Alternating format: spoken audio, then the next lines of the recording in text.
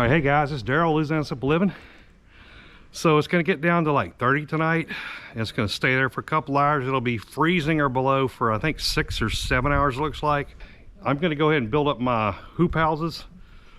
Let me show you what I'm talking about. So basically, all right, so if you look right here, I've knocked in a piece of rebar.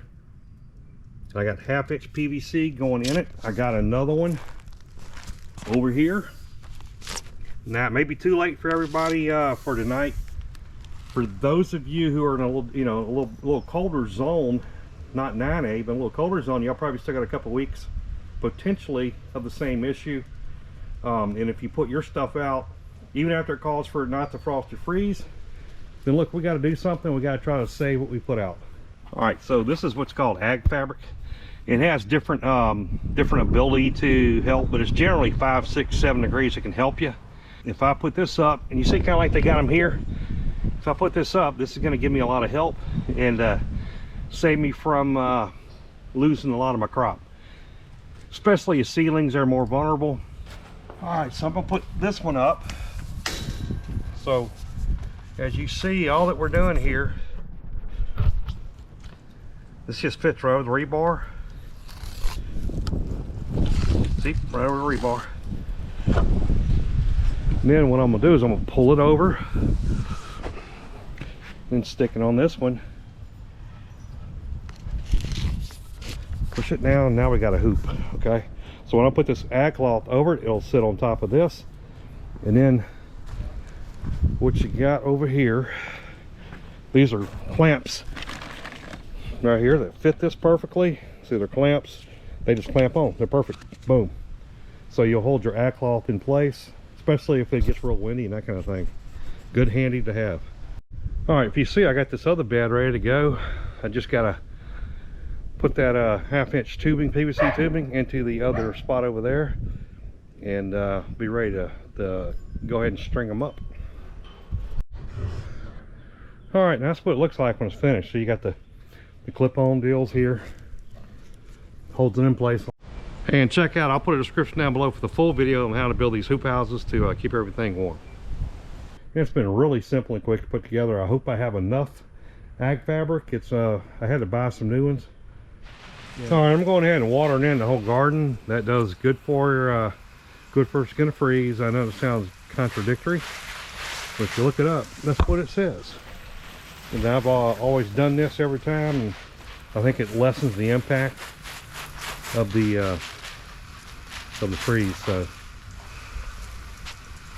water them in. Now it's time to go ahead and I went ahead and did that one before I put the ag fabric on it. So we're ready to do the rest for at least how much ag fabric I got. So I'm gonna end up moving some of these trees to a little bit of shelter, but I got this long 16-foot bed done. I got that one done. I thought I had bought another 50-foot or rather that 100-foot. Well, it has a 50-foot. I threw some others away that were kind of getting ripped up. So with these, all I'm going to be able to do is kind of cover them and just hope. All right, so I went ahead and pulled everything up, all the ag fabric, kind of taking a look at the damage. You know, everything in here did pretty well. This had a ag fabric cloth on it. That one right here, this had this 16-footer here had an ag fabric on it. These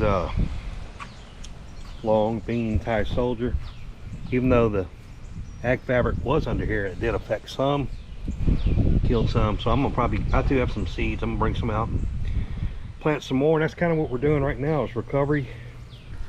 I get these mustard greens as well as these garbanzo beans did fine. You can kind of take a look through here. Squash did fine. And this particular bed had these peas, had tomatoes and peppers. They did fine. I did have a ag fabric for that. Again, I didn't have enough. So you saw this bed, that bed. I put buckets or whatever the heck I could over the top of these plants. Some of them, most of them did pretty well. Squash there did good. This one did pretty good. You can see some potatoes got a little bit of freeze damage, but these are like growing You know, with this, it's been over 80 for the last couple days. Setting records, once we set a freezing record, we set a record here. So those were damaged. They'll be fine, I think. They're gonna do all right.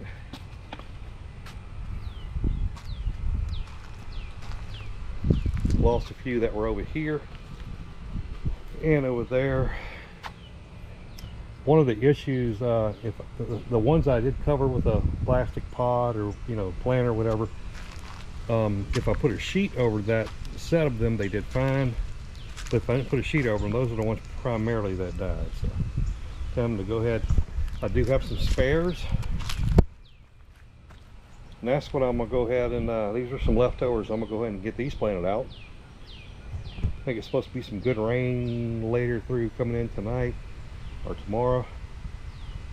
It's a nice overcast day, good to transplant seedlings out into your garden. These turnips did fine. But what I was able to do, when I put the buckets or cups or whatever on top of them, a couple of places I was able to get some sheets and lay some sheets over the top of that. The ones that I did that where I laid the sheets over them, they did fine. You see this squash right here is dead. I mean, it just got froze. I did not cover that with the sheet and the cup. Same thing over here. These potatoes, squash did fairly good. Cabbage is fine. The potatoes, you got just a little bit of damage right there, but that's okay. They'll be fine. Squash did fine here. It was covered with a sheet, as well as, you know, with the cups. These potatoes got a little bit harmed. So look, I ain't freaking out about it. This is gardening. Things happen, and you know, those squash, the Desi squash, don't look really good. Sunflowers pulled through it pretty good. Radish is fine, broccoli fine, carrots fine, corn, and I did have a sheet over all these right here too. So it sucks. Sometimes it sucks. You know, you have some things you planted. I mean, look right here. That was a tomato plant that is no longer. There was another tomato plant here, which I can't even see.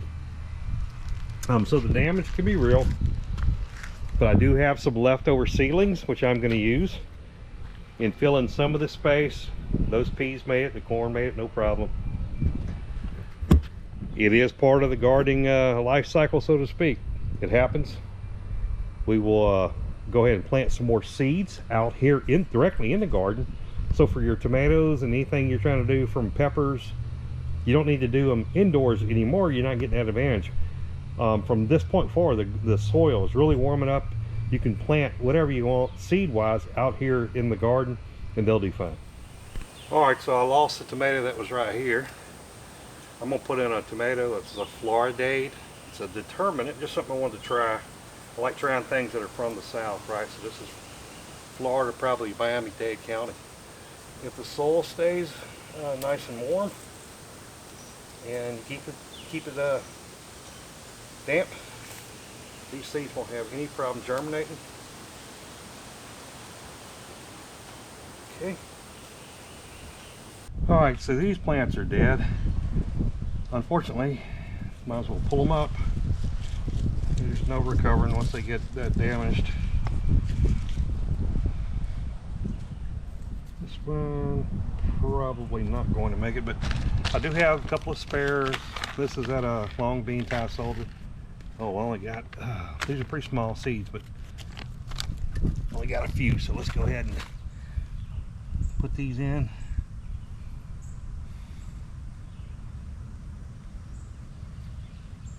You can at least maybe get some new ones growing up. All right, so I've got a couple of Tabasco peppers that are kind of ready. Both of these were tomatillos. They are gone now.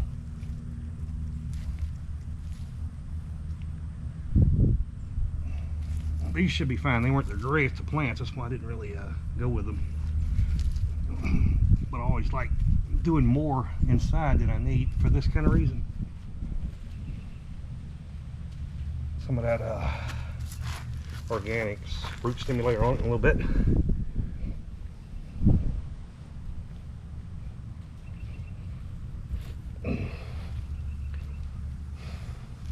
lost a lot of my Amish paste, which I really use a lot of for sauces and the such. I got a row, I'm gonna put them right here. And right here. At least get a couple more.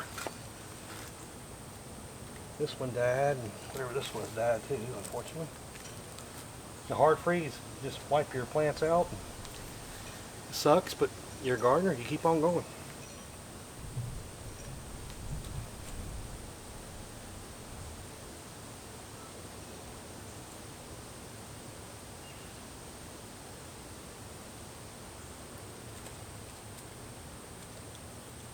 I think I'm gonna put, this is a lipstick pepper. That's watermelon there, some squash back here, and sunflower seeds. Excuse me, or sunflower plants, or sunflowers. I'm gonna go with this one right here.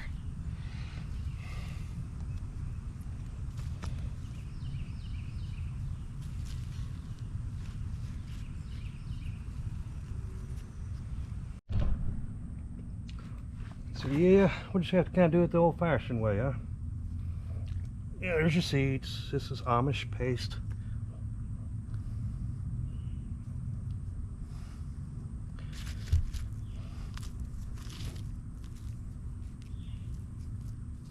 Just gonna cover them up a quarter inch or so.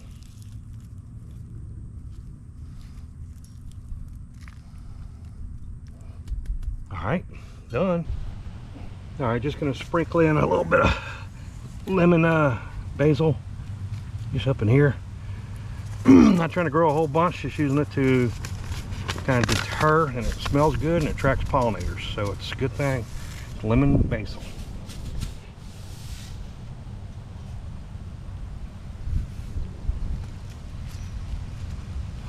Perfect. Some more. If you're in zone 9A, this is our last freeze. It was beyond what we thought it was going to be. But look, if you're up a little bit higher, if you're in North Louisiana, maybe at, well, I don't know if that's 8B, getting into Arkansas, any of those areas that may be a little colder, you probably still got a week or two before the your expected last frost freeze to occur. You may want to go ahead and get some ag fabric, PVC pipe, and some rebar, and do the same. Get prepared just in case it does want to freeze on you and kill all your plants. So, like I said, the beds that I used them on, the two 16-foots and the one 12-foot, work great. So consider trying that and take a look at that video down below. If you like this content, subscribe, like that video, feel free to share it. As always, I will see you on the next video.